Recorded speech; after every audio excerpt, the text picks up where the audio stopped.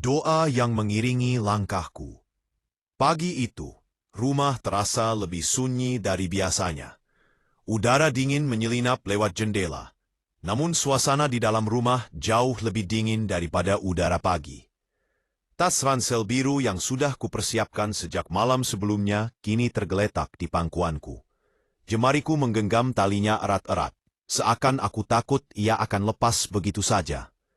Ibu berdiri di dekat pintu, matanya berkaca-kaca, menahan air mata yang sedari tadi ingin jatuh. Ayah berdiri di sampingku, tangannya yang besar dan kasar menggenggam bahuku dengan kuat, seakan ingin memastikan bahwa tubuh kecilku benar-benar siap menanggung beban merantau ke negeri orang. "Jangan lupa sholat dan jaga diri," pesan ayah dengan suara yang berat namun lembut. "Dan ingat, ibu selalu doakan kamu setiap hari," sambung ibu. Suaranya bergetar, namun matanya berusaha tegar menatapku. Sejenak aku menahan napas. Aku mengangguk sambil mencoba tersenyum. Meski terasa sulit, dadaku terasa sesak. Bukan karena takut pergi jauh, tetapi karena harus meninggalkan dua orang yang menjadi alasan aku hidup dan berjuang selama ini. Di dadaku ada rasa takut yang sulit dijelaskan, seperti bayangan gelap yang mengikuti langkahku. Negeri yang akan kutuju jauh, sangat jauh. Bahasanya berbeda, budayanya berbeda, orang-orangnya juga tak kukenal. Namun di balik semua ketakutan itu, ada tekad yang sejak lama tak boleh kupadamkan. Tekad untuk membuat ibu dan ayah bangga, tekad untuk meraih mimpi yang tak pernah berani kuucapkan keras-keras. Tekad untuk membuktikan bahwa anak desa sederhana ini bisa berdiri tegak di tanah orang. Ketika mobil yang menjemputku berhenti di depan rumah, ibu tak lagi mampu menahan tangis. Ibu memelukku lama, sangat lama, seakan takut tubuhku akan hilang begitu saja. Ayah hanya berdiri mematung, namun matanya berbicara banyak. Ada bangga, ada haru, dan ada kekhawatiran seorang ayah yang tak pandai mengungkapkan perasaan lewat kata-kata. Setelah salam terakhir, aku melangkah pergi.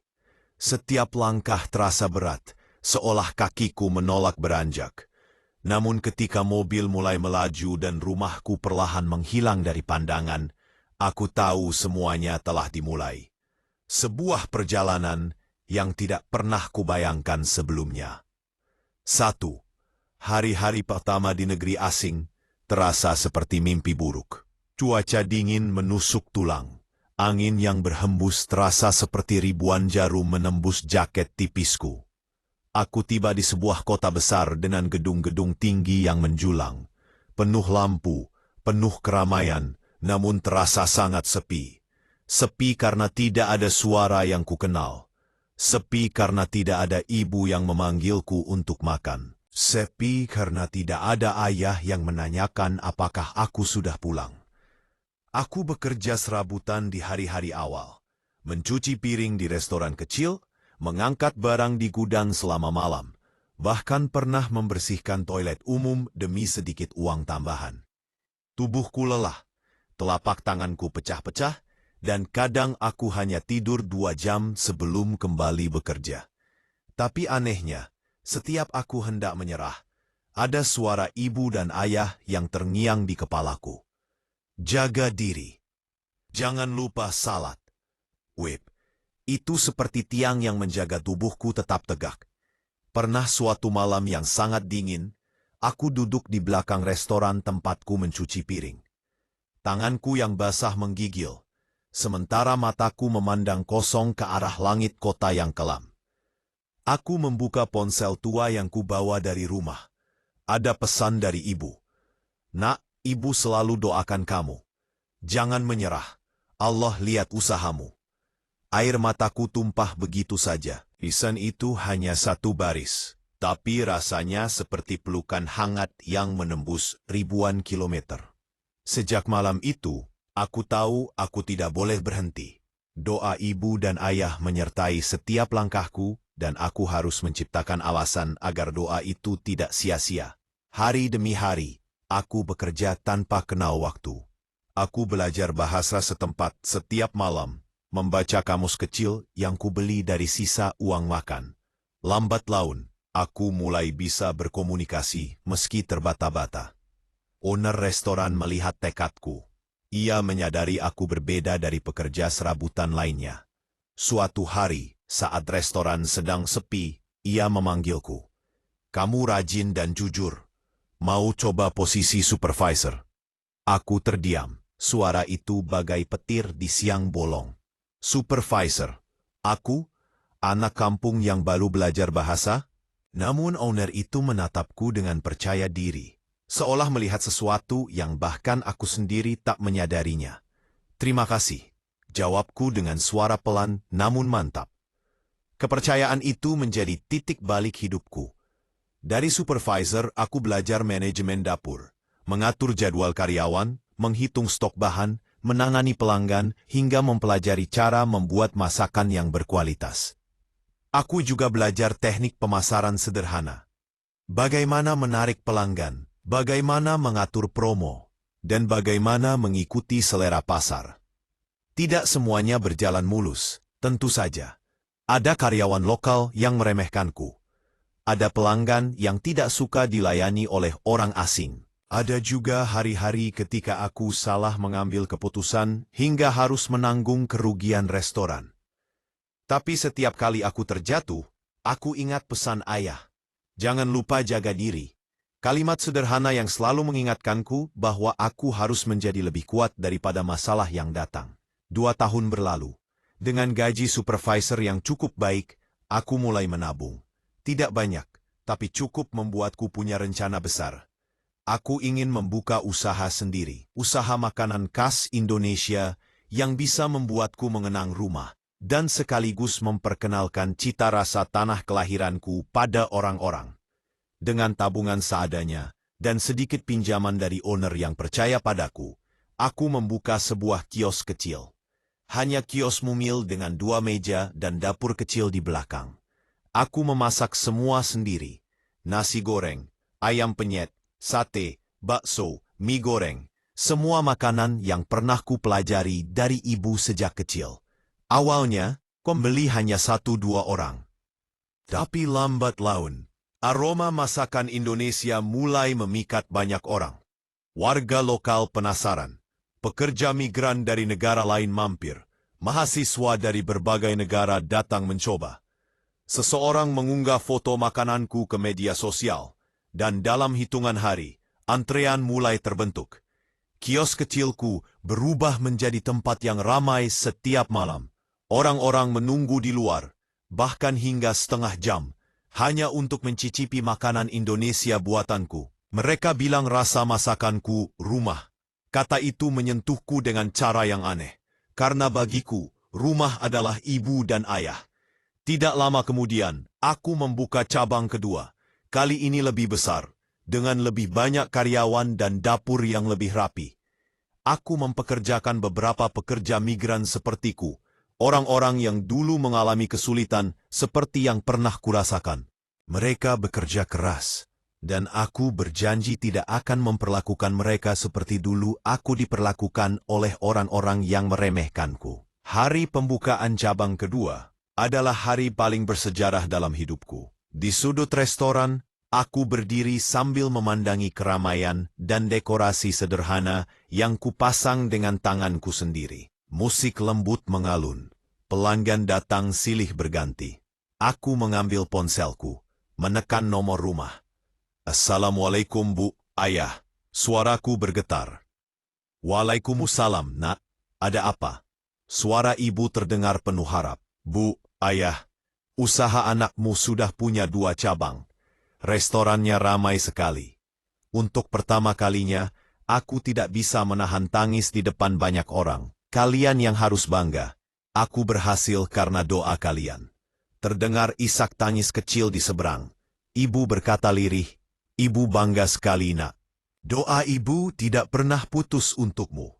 Ayah menambahkan, kali ini suaranya pelan dan penuh haru. "Kamu berhasil bukan hanya karena kerja keras, tapi karena kamu ingat dari mana kamu berasal. Sejenak aku terdiam. Di tengah hiruk-pikuk restoran, ada ruang sunyi dalam diriku yang terasa hangat. Aku sukses. Ya, aku sukses. Tapi keberhasilan ini bukan hanya milikku. Ini adalah hasil dari keringat ayah yang bekerja keras sejak aku kecil. Hasil dari tangan lembut ibu yang tak pernah berhenti berdoa. Hasil dari air mata, pengorbanan, dan cinta yang tak pernah bisa kubalas. Ketika aku menutup ponsel malam itu, aku memandang ke langit kota yang dulu terasa asing. Kini kota itu terasa seperti bagian dari diriku. Aku menatap ke keramaian, lampu, dan jalanan.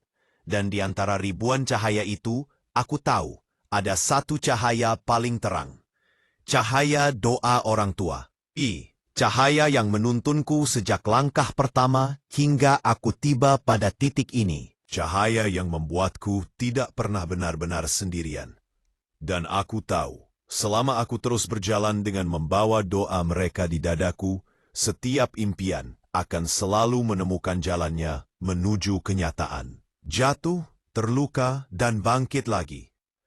Hari-hari pertamaku di negeri asing ternyata jauh lebih berat daripada apa yang kubayangkan sebelum berangkat. Segala hal terasa asing, mulai dari udara dingin yang menusuk, hingga suara bahasa yang tidak kumengerti. Kota itu dipenuhi gedung tinggi, lampu neon, dan kendaraan yang lalu lalang tanpa henti. Tapi di tengah keramaian itu, aku merasa seperti pitik kecil yang tersesat di antara lautan manusia. Aku bekerja serabutan di mana saja asalkan dibayar. Pagi sampai sore, aku mencuci piring di sebuah restoran kecil. Tangan terasa perih oleh sabun dan air panas. Namun aku tak punya pilihan. Malamnya, aku mengangkat barang di gudang, memindahkan dus-dus berat yang membuat punggungku seperti patah rasanya. Dan ketika orang-orang tidur, aku masih bekerja sebagai petugas kebersihan malam hari, membersihkan lorong-lorong yang sunyi dan dingin. Kadang aku hanya tidur 2 jam sebelum kembali bekerja. Tubuhku lelah, pikiranku penat, dan rasa rindu sering menghimpit dada sampai sulit bernapas. Ada saat-saat ketika aku merasa ingin menyerah dan pulang saja. Tetapi aku tahu, di rumah, ibu dan ayah menaruh harapan besar padaku. Dan harapan itu seringkali menjadi alasan untuk terus bertahan, meski hanya dengan sedikit tenaga yang tersisa. Suatu malam, setelah mencuci piring selama 12 jam, aku duduk sendirian di belakang restoran. Angin dingin menusuk wajahku, membuatku menggigil. Di langit, bintang-bintang nyaris tak terlihat karena cahaya pota yang terlalu terang. Aku menatap layar ponselku yang retak, memikirkan keluarga di kampung. Rasa rindu yang selama ini kutahan pecah begitu saja. Tiba-tiba ponselku bergetar. Sebuah pesan masuk dari ibu. "Nak, ibu selalu doakan kamu. Jangan menyerah." Pesan pendek itu seperti aliran listrik yang membangunkan seluruh tubuhku. Kata-kata itu sederhana, tapi terasa seperti pelukan hangat di tengah malam yang dingin. Aku menutup mata, membiarkan kata-kata itu mengalir ke dalam jiwaku. Air mataku jatuh begitu saja, tanpa bisa kutahan. Malam itu, aku berjanji pada diriku sendiri. Aku tidak akan pulang dengan tangan kosong. Aku tidak akan membuat orang tuaku kecewa. Aku harus bangkit apapun yang terjadi. Sejak saat itu, aku belajar bahasa lebih tekun. Setiap malam setelah bekerja, aku membuka buku catatan kecil yang kubeli dari toko murah. Aku menghafal kata-kata baru, mempraktikkan pengucapan, dan berusaha memahami budaya kota itu. Tidak mudah. Kadang aku ditertawakan karena pengucapan yang salah. Kadang orang memandang rendah karena aku hanyalah pekerja kasar. Namun aku tidak berhenti. Lambat laun, pekerjaanku di restoran berubah. Aku mulai dipercaya untuk melakukan pekerjaan lain selain mencuci piring. Owner restoran, pria paruh baya bernama Mr. Wang, memperhatikan caraku bekerja. Ia melihat bahwa tidak peduli seberapa lelah aku selalu datang tepat waktu, selalu menyelesaikan pekerjaan dengan baik, dan tidak pernah mengeluh. Suatu hari, ketika restoran sedang tidak terlalu ramai, ia memanggilku ke ruangannya. Aku sempat berpikir akan dimarahi karena sesuatu. Jantungku berdegup kencang. Kamu rajin dan jujur, katanya sambil menatapku serius. Mau coba posisi supervisor? Aku terdiam, kata-kata itu masih terdengar seperti mimpi. Supervisor? Aku, seorang anak kampung yang bahkan baru bisa bicara bahasa lokal dengan terbata-bata? Rasanya mustahil. Tapi Mr. Wang tidak sedang bercanda. Ia menatapku dengan mata seorang pemimpin yang tahu siapa yang pantas mendapatkan kesempatan. Kerja kerasmu tidak bisa saya abaikan. Kamu layak untuk naik level. Aku menelan ludah. Saya mau, Pak. Hari itu menjadi titik balik yang tidak akan pernah kulupakan. Dari seorang pencuci piring, aku menjadi supervisor. Tanggung jawabku bertambah, tetapi begitu juga kepercayaan diriku. Aku mulai belajar manajemen dapur, cara mengatur persediaan bahan makanan, cara menangani pelanggan, hingga bagaimana mengatur jadwal karyawan. Tidak semuanya berjalan mulus, tentu saja. Ada karyawan yang memandangku dengan sinis, menganggapku tidak pantas memimpin mereka. Ada pelanggan yang tidak suka dilayani oleh orang dari negara lain. Pernah suatu malam, seorang pelanggan memarahi dan menghina aku karena kesalahan kecil. Kata-katanya menusuk hati, membuatku ingin berhenti. Tetapi aku ingat pesan ibu. Dan aku ingat perjuangan ayah yang bekerja keras setiap hari di kampung demi menyekolahkanku, demi memberiku kesempatan untuk bermimpi. Aku tidak boleh menyerah. Tidak sekarang. Tidak setelah sejauh ini. Pelan-pelan, aku belajar memahami ritme restoran itu. Aku belajar membagi waktu dengan baik, mengatasi konflik antar karyawan, bahkan mempelajari dasar-dasar pemasaran online dari tutorial gratis di internet. Aku mencatat semuanya, strategi, resep, cara menangani pelanggan, hingga cara menghitung keuntungan. Semakin hari, skillku berkembang. Dari seorang pekerja serabutan yang sering direndahkan, kini aku menjadi seseorang yang suaranya mulai didengar. Mr. Wang semakin mempercayaiku. Ia memberiku kesempatan untuk mengatur keuangan restoran, mengembangkan menu baru, dan bahkan ikut dalam rapat perencanaan usaha. Aku tidak pernah membayangkan perubahan secepat itu. Dari titik terendah, aku mulai naik perlahan-lahan. Suatu sore, setelah 3 tahun bekerja di restoran itu, Mr. Wang memanggilku lagi. Kali ini ekspresinya lebih hangat daripada sebelumnya. Kamu sudah banyak berkembang, katanya. Kalau kamu mau membuka usaha sendiri, saya akan bantu modal sedikit. Aku tertegun. Suaraku tercekat. Tidak ada yang pernah memberikan kepercayaan sebesar itu padaku selain orang tuaku sendiri. Kenapa Bapak mau bantu saya? Tanyaku pelan. Mr. Wang tersenyum kecil. Karena orang seperti kamu tidak datang setiap hari. Kamu bukan hanya pekerja rajin. Kamu punya hati. Dan orang yang punya hati pasti akan berhasil. Aku nyaris menangis saat itu juga. Tetapi aku menahan diri. Dengan modal tabungan yang kukumpulkan selama bertahun-tahun dan bantuan dari Mr. Wang, aku membuka sebuah kios kecil. Sangat kecil. Hanya 2 meja dan dapur mungil di belakang. Namun tempat itu adalah mimpiku. Tempat pertama yang benar-benar milikku. Aku memasak semua sendiri. Ayam penyet, bakso, mie goreng, sate, dan nasi goreng rumahan seperti masakan ibu. Setiap bumbu kuolah dengan hati-hati, dengan ingatan tentang dapur kecil di rumah yang kini jarang kulihat. Awalnya pembeli hanya 1-2 orang, kadang tidak ada sama sekali. Tapi aku tidak menyerah. Aku membuat promosi kecil-kecilan, membagikan selebaran, dan memasak dengan sepenuh hati, hingga suatu hari, seorang pelanggan memotret makananku dan mengunggahnya ke media sosial. Foto itu viral. Dalam waktu singkat, banyak orang datang untuk mencoba masakan Indonesia. Antrean mulai terbentuk setiap malam. Kios kecilku berubah menjadi tempat yang ramai. Aku memperluas kios, menambah karyawan, dan membuka cabang kedua beberapa bulan setelah itu. Semuanya terasa seperti mimpi yang menjadi nyata. Namun momen paling berharga bukan ketika aku membuka cabang kedua. Bukan juga ketika restoran penuh pelanggan setiap hari. Bukan ketika aku mulai dikenal di kalangan pecinta kuliner lokal. Momen paling berharga adalah ketika aku menelpon ibu dan ayah. Bu, ayah, suaraku bergetar. Usaha anakmu sudah besar sekarang. Di seberang telepon, ibu menangis bahagia. Ayah terdiam lama sebelum berkata, "Kamu sudah buktikan, Nak. Kamu jatuh, terluka, tapi kamu bangkit lebih tinggi." Ayah bangga. Aku menutup mata menahan haru. Di tengah kesuksesan itu, aku sadar satu hal. Aku tidak pernah benar-benar sendirian. Karena setiap langkahku, setiap napasku, setiap tetes keringatku, selalu ditemani oleh doa orang tuaku. Doa yang tidak pernah berhenti. Doa yang menjadi cahaya ketika dunia menjadi gelap. Dan aku tahu, tanpa doa itu, aku tidak akan pernah sampai sejauh ini. Mimpi yang menjadi kenyataan.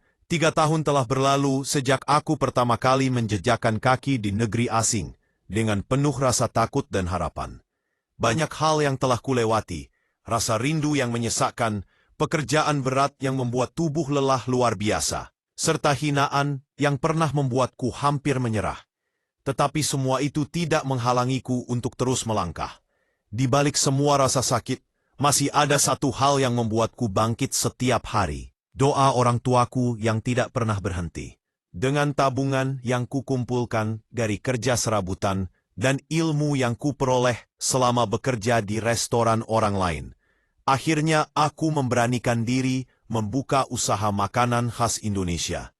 Tempat itu awalnya tidak lebih dari sebuah kios mungil, terletak di sudut jalan kecil yang tidak terlalu ramai. Kios itu hanya memiliki 2 meja dan dapur sederhana di belakang. Bahkan wajan dan peralatan dapur pun kubeli dari toko barang bekas agar hemat. Yang kupunya saat itu hanyalah semangat, resep masakan dari ibu, dan tekad untuk mengubah hidupku. Namun meski kios itu kecil, ia adalah mimpiku. Mimpi yang selama bertahun-tahun hanya bisa kusimpan dalam hati. Mimpi yang dulu terasa jauh, seolah mustahil. Kini aku berdiri di depan kios itu dengan penuh rasa bangga. Hari pertama berjualan, aku hanya mendapat 3 pelanggan. 2 di antaranya adalah teman sesama pekerja migran. Hari berikutnya bahkan lebih sepi. Aku memasak sambil memikirkan bagaimana caranya menarik lebih banyak pelanggan. Kadang aku membuat terlalu banyak makanan dan harus membuang sisanya. Rasanya seperti melihat rupiah demi rupiah tabunganku terjatuh sia-sia. Namun aku tidak menyerah. Setiap malam aku belajar membuat konten sederhana untuk diposting di media sosial. Aku mencoba menata makanan sebaik mungkin, meski peralatan terbatas. Aku membuat brosur sederhana dan membagikannya di sekitar lingkungan. Sebagian orang menolak dengan dingin. Sebagian hanya tersenyum tanpa janji. Tetapi aku terus berusaha. Sampai suatu hari, seorang pelanggan muda datang. Ia terlihat penasaran dengan aroma masakan yang keluar dari dapur kecilku. Ia mencoba menu ayam penyet dan sambal bawang yang kubuat dengan resep ibu. Setelah makan, ia berkata singkat, "Ini enak sekali, boleh saya foto?" Aku mengangguk, tidak banyak berharap. Namun ternyata foto yang ia unggah ke media sosial menjadi titik balik hidupku. Dalam 2 hari, banyak orang datang hanya untuk mencoba makanan yang muncul dalam foto itu. Mereka ingin mencicipi masakan Indonesia, yang bagi sebagian besar dari mereka merupakan hal baru. Dan bagi para perantau Indonesia lainnya, kiosku terasa seperti rumah kedua, tempat mereka melepas rindu pada tanah air. Lambat laun, antrean mulai terbentuk setiap hari. Orang-orang rela menunggu meski hanya ada 2 meja.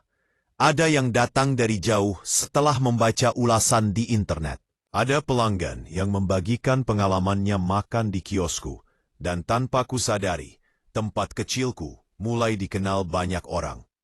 Aku bekerja tanpa henti, memasak dari pagi hingga malam. Tanganku sering tremor karena kelelahan. Kadang aku hanya tidur 3 atau 4 jam. Namun setiap kali rasa lelah itu hampir membuatku tumbang, aku selalu mengingat wajah ibu dan ayah. Ingatan itu seperti tangan yang mengangkatku setiap kali aku jatuh. Beberapa bulan kemudian, aku memutuskan untuk memperbesar usaha itu. Dengan tabungan dan sedikit pinjaman, aku menyewa tempat yang lebih luas. Tidak besar, tapi cukup untuk disebut restoran kecil. Aku memperbaiki interior, menambah meja, dan memperbarui peralatan dapur. Saat restoran itu resmi dibuka, aku tidak akan pernah melupakan rasanya. Gabungan antara takut, bahagia, dan bangga. Di luar dugaan, restoran itu langsung ramai. Banyak pelanggan lama yang setia, dan banyak pelanggan baru yang penasaran. Foto-foto makananku mulai tersebar di berbagai platform media sosial. Orang-orang mengunggah video ketika makan di restoranku. Tagar khusus tentang masakan Indonesia sempat viral di kota itu. Aku mulai mempekerjakan karyawan. Tidak hanya dari Indonesia, tetapi juga dari negara lain yang sedang berjuang mencari nafkah. Aku melihat diriku dalam diri mereka. Orang-orang yang merantau dengan harapan besar meski harus memulai dari nol. Mengajari mereka memasak, melayani pelanggan, dan mengolah bumbu seperti masakan ibu, membuatku merasa seperti sedang mewariskan bagian kecil dari budaya tanah air kepada orang-orang yang tidak mengenalnya. Bisnis berkembang pesat. Dalam waktu 4 tahun, sejak pertama kali aku membuka kios kecil itu, aku berhasil membuka cabang kedua. Cabang itu lokasinya lebih strategis, lebih modern, dan memiliki kapasitas jauh lebih besar. Saat hari pembukaannya tiba, aku berdiri di tengah restoran sambil menatap ruangan yang dipenuhi orang. Pelanggan, teman, tetangga, pekerja migran, dan orang-orang yang pernah mendukungku. Di sela kesibukan, aku masuk ke dapur dan mengambil ponselku. Ada getaran aneh di dada, campuran antara gugup dan haru. Dengan tangan sedikit bergetar, aku menekan nomor rumah.